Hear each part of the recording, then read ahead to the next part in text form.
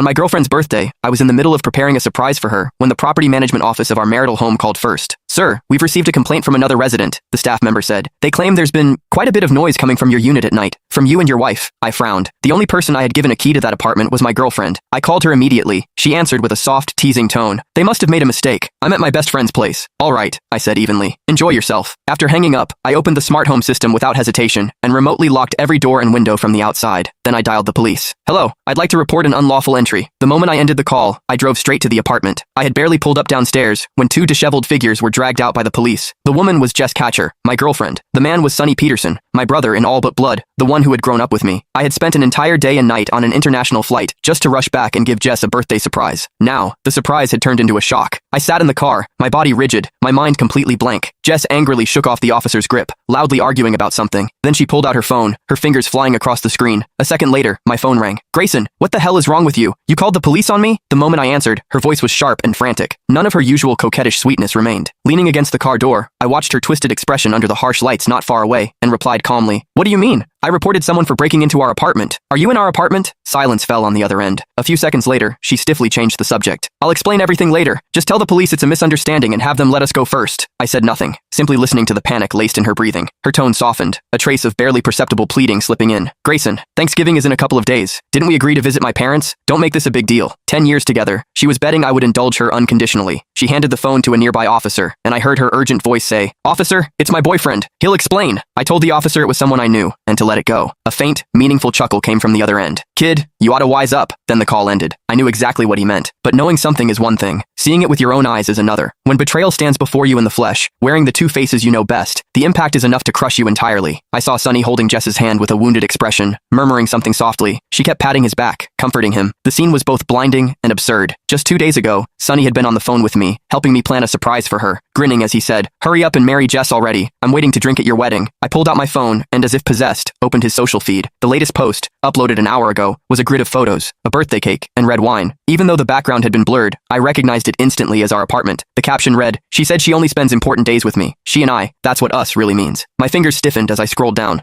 Last holiday, Jess had told me she had to work overtime on a last-minute project, pulling an all-nighter. On Sonny's feed, there were two intertwined hands, fireworks lighting up the riverside behind them. On the woman's wrist was a small red mole, one I knew all too well. On the last Valentine's Day, Jess had said her best friend was heartbroken and needed company. Sonny had posted a photo of 2 movie tickets, before sunset, with the caption, Watching an old film with the one I love. And then there were the 14th of every month, when Jess always found one excuse or another to avoid seeing me. So that was where she had been, with Sonny. What else was there left not to understand?